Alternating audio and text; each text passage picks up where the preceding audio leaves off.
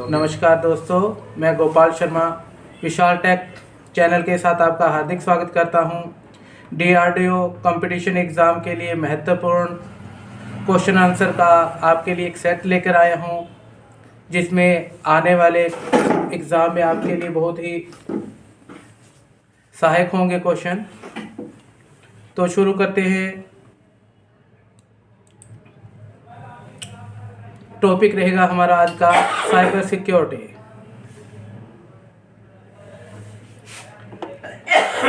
पहला प्रश्न है, इंफॉर्मेशन सिक्योरिटी में CIA की फुल फॉर्म क्या है? जी हाँ, इंफॉर्मेशन सिक्योरिटी में CIA की फुल फॉर्म क्या है?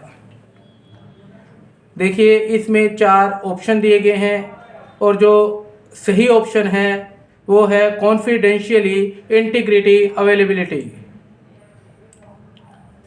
दूसरा प्रश्न है, वाईफाई को हैक करने के लिए किस टूल का इस्तेमाल किया जाता है?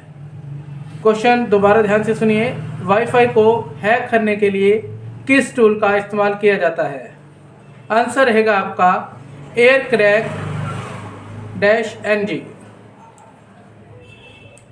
अगला प्रश्न है, हैकिंग गैर कानूनी है और कानून की नज़र में एक दंडनीय अपराध है। ये बात सही है या गलत? हैकिंग गैर कानूनी है और कानून की नज़र में एक दंडनीय अपराध है, सही या गलत? जी हाँ, ये सत्य है। हैकिंग एक गैर कानूनी अपराध है। अगला प्रश्न है, DES की फुल फॉर्म क्या है? DES की फुल फॉर्म क्या है? इसका पूरा नाम है digital encryption standard. Digital encryption standard. अगला प्रश्न, असुरक्षित प्लगइन का दूसरा नाम क्या है? असुरक्षित प्लगइन का दूसरा नाम क्या है? इसका सही आंसर है मेलवेयर। जी हाँ, मेलवेयर असुरक्षित प्लगइन का दूसरा नाम है। अगला प्रश्न है, DHA की फुल फॉर्म क्या है? DHA की फुल फॉर्म क्या है? इसका पूरा नाम है डायरेक्टरी हार्वेस्ट अटैक। अगला प्रश्न है, निम्न में से कौन सा एक एंटीवायरस सॉफ्टवेयर है? इसका आंसर है आपका नॉर्टन, K7, क्विक हील या दिए गए सभी। जी हाँ, ये सभी एंटीवायरस सॉफ्टवेयर हैं। पासवर्ड के इस्तेमाल से नेटवर्क की क्या चीज़ बढ़ती है?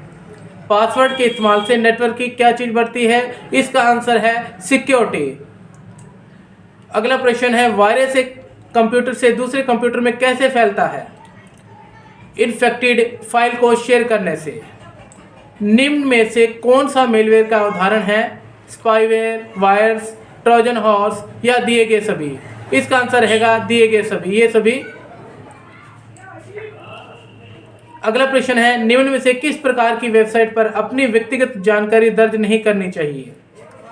इसका आंसर रहेगा जिन वेबसाइट के एड्रेस की शुरुआत में HTTPS नहीं होता है और जिन वेबसाइट में पैडलॉक नहीं होता है, ऐसी वेबसाइट्स पे अपने को एड्रेस नहीं दर्ज करना चाहिए।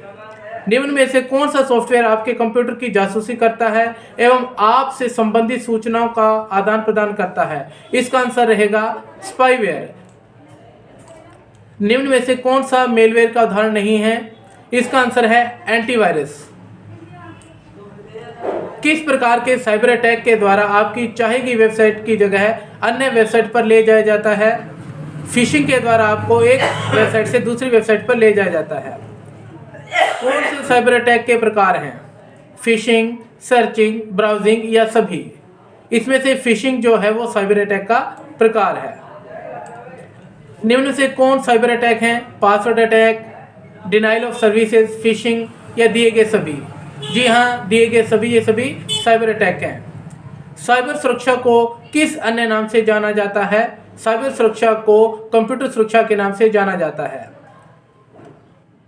निम्न में से हानिकर उद्देश्य वाला सॉफ्टवेयर कौन सा है? Malware, word, VLC, paint. इसमें से मेलवेयर एक हानिकारक उद्देश्य वाला सॉफ्टवेयर है। डिनाइल ऑफ सर्विसेज कंप्यूटर से क्या करता है? कंप्यूटर को ओवरलोड करने का काम करता है। साइबर हमलावर संक्रमित विज्ञापनों को अपलोड कर किस प्रकार का हमला करता है? मेलवेयर टाइजन नाम का हमला करता है। सिस्टम सिक्योरिटी में सेंध को कैसे पहचाना जाता है? हैकिंग और क्रैकिंग के माध्यम से पहचान सकते हैं अपने। हमलावर कर किस तरह का हमला करता है? सेशन अपहरण करता है। यह एक अप्रासंगिक एवं अवांछित संदेश या ईमेल होता है जो आमतौर पर इंटरनेट पर विज्ञापन, फिशिंग, मेलवेयर फैलाने आदि के लिए भेजी जाती है। वो चीज़ क्या होती है? स्पैम। जी हाँ, अप्रासंगिक ईमेल स्पैम कहलाता है। समाचार पढ़ने, मनोरंजन, अनुसंधान, छुट्टियां बुक करने, खरीदने और बेचने के लिए या अन्य कार्य करने के लिए हमें सक्षम कौन बनाता है? इंटरनेट। किसे मेलवेयर के रूप में जाना जाता है निम्न में से? वायरस, स्पाईवेयर, ए या बी दोनों? जी हाँ, दोनों ही। वायरस और स्पाईवेयर दोनों ही मेलवेयर के उदाहरण हैं।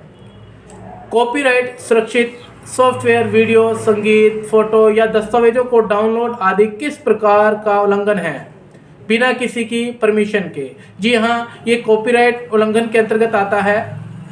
सुरक्षित वेब एड्रेस ब्राउज़र में कोई पैडलॉक नहीं है, तो वेब एड्रेस की शुरुआत में नहीं होता। क्या चीज़ नहीं होता? HTTPS नहीं होता या पैडलॉक नहीं होता या दोनों नहीं होते? ये दोनों नहीं होते। HTTPS में S का क्या अर्थ है? सिक्योर। वेबसाइट पर विश्वास का प्रतीक कौन सी सील होती है? ट्रस्ट सील, सिक्योर सील, ए या बी दोनों? ट्रस्ट सील वेबसाइट पर विश्वास का प्रतीक है। Privacy seal, business practice seal, व्यापार पहचान सील, सुरक्षा सील आदि किस प्रकार की सील होती हैं? ये सभी ट्रस्ट सील के अंतर्गत आती हैं। सिक्योरिटी ट्रस्ट सील सत्यापन का सबसे लोकप्रिय प्रकार है। सिक्योरिटी ट्रस्ट सील को कैसे अपने वेरीफाई कर सकते हैं, सत्यापित कर सकते हैं? जी हाँ, सर्वर सत्यापन और वेबसाइट सत्यापन के माध्यम से हम सत्यापित कर सकते हैं। कंप्यूटर में से दुर्भावनापूर्ण फाइलों को स्कैन करके कौन हटाता है? एंटीवायरस। अंतर्राष्ट्रीय साइबर सुरक्षा मानदंड क्या है? अंतर्राष्ट्रीय साइबर सुरक्षा मानदंड है ISO 27001। भारत में साइबर अपराध और इलेक्ट्रॉनिक कॉमर्स से संबंधित कानून कौन से बने हुए हैं? IT act 2000। Computer source code के साथ छेड़छाड़ करना किस प्रकार की धारा है? सेक्शन 65 की धारा। इलेक्ट्रॉनिक अभिलेखों के साथ छेड़छाड़ करना किस प्रकार की धारा है? सेक्शन 43। हैकिंग और कंप्यूटर अपराध किस प्रकार की धारा है? सेक्शन 66। इलेक्ट्रॉनिक रूप से अश्लील जानकारी छापना किस प्रकार की धारा है? सेक्शन 67 के अंतर्गत आती है। भारतीय कॉपीराइट अधिनियम कौन सा है? एक्ट 1957। सूचना सुरक्षा प्रबंधन प्रणाली के लिए निम्न में से कौन सी एक ISO स्टैंडर्ड है? ISO 27000। भारतीय IT अधिनियम 2000 नियम किस क्षेत्र को कंट्रोल करने के लिए तैयार किए गए हैं? सूचना प्रौद्योगिकी, इंफॉर्मेशन टेक्नोलॉजी को। एक कंप्यूटर वायरस जो पहचान को रोकने के प्रयास में एंटीवायरस प्रोग्राम पर हमले करता है क्या कहलाता है? Ghost virus. क्यों कोई आपके कंप्यूटर में बिना अनुमति प्रवेश कर सकता है? क्या आप उन्हें पसंद नहीं हैं? अपराध करने के लिए, अश्लील दुर्भावनापूर्ण कार्यक्रमों आदि को वितरित करने के लिए, सभी के लिए? जी हाँ, सभी के लिए आपके कंप्यूटर में बिना अनुमति प्रवेश कर सकता है। यदि आपको एक मेल प्राप्त होता है जिसमें आपसे आपके यूजर नेम और पासवर्ड की मांग की जाती है, ऐसी परिस्थिति में आप क्या करेंगे? उसे अपने ईमेल प्रदाता के माध्यम से फिशिंग या स्पैम के रूप में रिपोर्ट करेंगे। एक मजबूत पासवर्ड में क्या शामिल होना चाहिए? जी हाँ, एक मजबूत जो पासवर्ड है उसमें नाम जिसमें कम से कम 8 अक्षर होने चाहिए और अक्षर, संख्याओं और वर्णों का संयोजन होना चाहिए। साइबर हमलों को रोकने या उनसे बचने का सबसे आसान माध्यम क्या है? अच्छे एंटीवायरस का उपयोग करना, ईमेल अटैचमेंट, स्टोरेज, मीडिया का स्कैन करना, किसी अनजान सोर्स की ईमेल लिंक आदि को न खोलना। साइबर हमलों से कैसे बचा जा सकता है? जी हाँ, साइबर हमलों से बचने के लिए सावधानीपूर्ण वेब एड्रेस एंटर करना चाहिए। निजी जानकारी जैसे password, pin, credit, debit card details enter नहीं करने चाहिए। वेबसाइट से डाटा फाइल को डाउनलोड करते समय एंटीवायरस द्वारा स्कैन करके आवश्यक साइटों से ही डाउनलोड करना चाहिए। भारतीय दंड संहिता की कौन सी धारा धोखाधड़ी, बेईमानी, बोगस वेबसाइट और धोखाधड़ी को वर्णित करती है? जी हाँ, सेक्शन 420।